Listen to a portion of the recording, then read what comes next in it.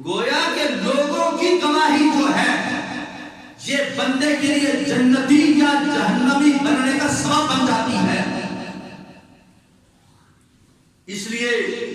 جس معاشرے میں ہم رہتے ہیں، جس گلی میں، جس محلے میں ہم رہتے ہیں، جس فیکٹری میں ہم کام کرتے ہیں، جس دکان میں ہم ملازمت کرتے ہیں، یا جس مسجد میں نماز پڑھتے ہیں، ہر وہ مقام دیکھو جہاں جہاں ہمارا کسی کے ساتھ تعلق ہے، سلام کلام ہے، لین دین ہے، کاروبار ہے، دوستی ہے، محلے داری ہے، رشتہ داری ہے، بس یہ دیکھو ہماری وجہ سے کوئی بندہ رب کی بارگاہ میں شکایت نہ کر دے۔ بڑے بڑے ایسے سیٹ ہیں، ایسے دکانوں کے مالک ہیں، فیکٹریوں کے مالک ہیں جن کے ماتحت لوگ کام کرنے والے ہیں۔ مجھے یاد پڑتا ہے، میں ایک مرتبہ اپنے موبائل پہ ایک بندے کا سٹیٹس دیکھ رہا تھا، اس پہ لکھا ہوا تھا اس وقت سے ڈرو، اس کا کچھ مفہوم اس طرح تھا کہ اس وقت سے ڈرو کہ کہیں کوئی بندہ رب کے سامنے تمہاری شکایت نہ کر دے۔ کیوں جی؟ اگر کسی نے شکایت کر دی، رب ہو سکتا ہے بندے نے کمی کی، اللہ معاف فرما دے، لیکن یاد رکھو بندوں کے حقوق رب معاف نہیں فرمائے گا جب تک وہ بندہ معاف نہ کر دے۔ اگر کوئی بندہ ہماری وجہ سے رب کی بارگاہ کے اندر رو پڑتا ہے، کسی کے دو آنسو گر جاتے ہیں، یا اللہ میرا مالک مجھے ستاتا ہے، میرا جناب میری شیخ مجھے تنگ کرتا ہے،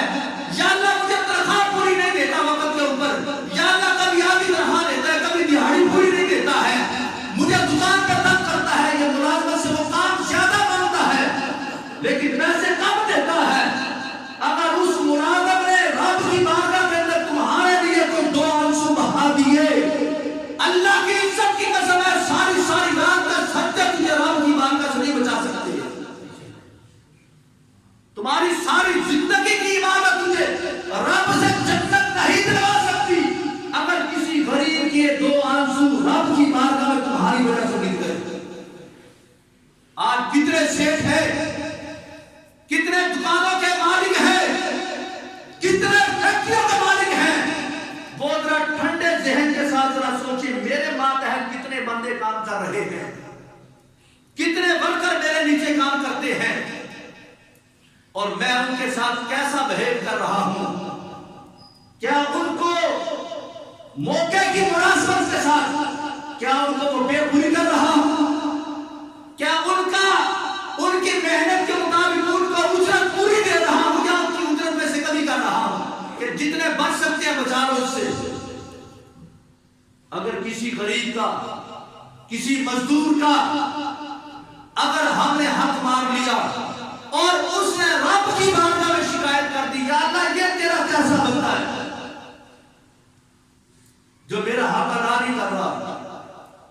تو پھر یاد رکھو یہ جمعے ضائع ہو،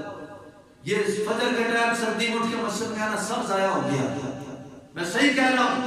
آپ نے چاہے ساری زندگی کعبے کا طواف کرتے کرتے گزار دی، ساری زندگی جتنے سال زندگی تھی اتنے حج کر لیے، لیکن کیا ہے یہ دو آنسو کسی غریب کے اندر نکل گئے ہماری وجہ سے رب کی بارگاہ میں، کوئی حج ہمیں نہیں بچا سکے گا۔ اس لیے خدا را اپنے گرد و پیش کے ماحول کو دیکھیں، اپنے پڑوسیوں کو دیکھیں، اپنے رشتہ داروں کو دیکھیں، اپنے کام کرنے والے ورکرز کو دیکھیں، اپنے ماتحت کوئی بھائی ہے، بہن ہے، رشتہ دار ہے، ہر کسی کا جائزہ لے، جانے سے پہلے اس کو راضی کر لے۔ اگر کوئی 10 روپے میں راضی ہوتا ہے اس کو 10 دے کے راضی کر لو۔ اگر اس کی کوئی ضرورت زیادہ ہے، اگر تمہیں رب نے توفیق دی ہے تو پھر کوشش کرو اس کی ضرورت پوری کر دو۔ اگر کسی کے ماتحت کوئی بندہ کام کرتا ہے، یہاں پہ چونکہ بہت سارے ہمارے دکانوں پہ کام کرنے والے ورکر یہاں پہ نماز پڑھنے کے لیے آتے ہیں، میں خاص کر جو دکانوں کے جو مالک ہیں میں ان سے کلام کر رہا ہوں جن کے ماتحت یہ غریب طبقہ کام کرتا ہے، خدا کا نام ہے، رب کی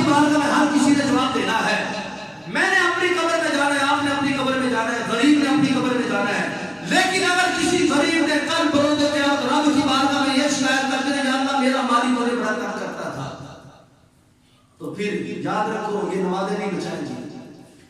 پھر وہ غریب جنت اور اس مالک کے درمیان وہ رکاوٹ بن جائے گا. جب تک اس کی مانی نہ جائے گی تجھے رب جنت نہیں عطا فرمائے گا. اس وجہ سے اس وقت سے پہلے اپنے جو ہمسائے ہیں، اپنے رشتہ دار، اپنے جو ورکرز ہیں، جو غریب طبقہ ہے، جو ہمارے ماتحت ہے، میرے نیچے جتنے ہیں،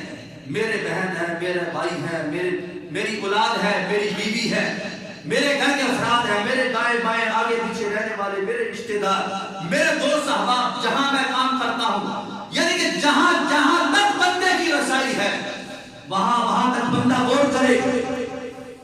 اور جس کو جو حاجت ہے، اگر تجھے اللہ نے توفیق عطا فرمائی تو پھر اس کی حاجت پوری کر. اگر تو پوری نہیں کر سکتا، اگر حاجت پوری کروا سکتا ہے تو پھر بھی تیرے اوپر لازم ہے کہ تو کوشش کر. ہو سکتا ہے تیرے ایک مرتبہ کسی شیخ کے ساتھ ملنے سے غریب کا بھلا ہو جائے یار. تو اس وجہ سے ہمیں دنیا میں رہتے ہوئے جہاں ہم اپنی ضرورتیں پوری کرتے ہیں، اپنے بچوں کی ضرورتیں پوری کرتے ہیں، اپنے دائیں بائیں رہنے والے جو ہمارے ہمسائے ہیں، ہمارے دوست احباب ہیں، ہمارے جو ورکرز ہیں، ہمارے جو رشتہ دار ہیں، ہمارے جو ساتھ نماز پڑھنے والے نمازی ہیں، ان کا بھی خیال کیا کریں، ان کا بھی حال احوال پوچھا کریں. کبھی طبیعت کے لحاظ سے، کبھی سیلری کے لحاظ سے، کبھی ماہانہ کے لحاظ سے، کبھی جناب علی اخراجات کے لحاظ سے، کبھی لباس کے لحاظ سے پوچھ لیا. مطلب جو بھی ضرورت ہے حال احوال پوچھنے میں کوئی فرق نہیں پڑتا. اگلا بندہ خوش ہو جائے گا جب ہم کسی کو پوچھ ہی لیں گے. چلو کسی کو نہیں دے سکتے، کسی کے ساتھ دو بول میٹھے بولنے، اللہ اسی پہ راضی ہو گئے انشاءاللہ تعالیٰ یہی دو بول ہمارے لیے جنت میں جانے کا سما پیدا کر دیں گے. اللہ تعالیٰ مجھے اور آپ سب کو رحمت کی اور سمجھ کے اللہ توفیق عطا فرمائے.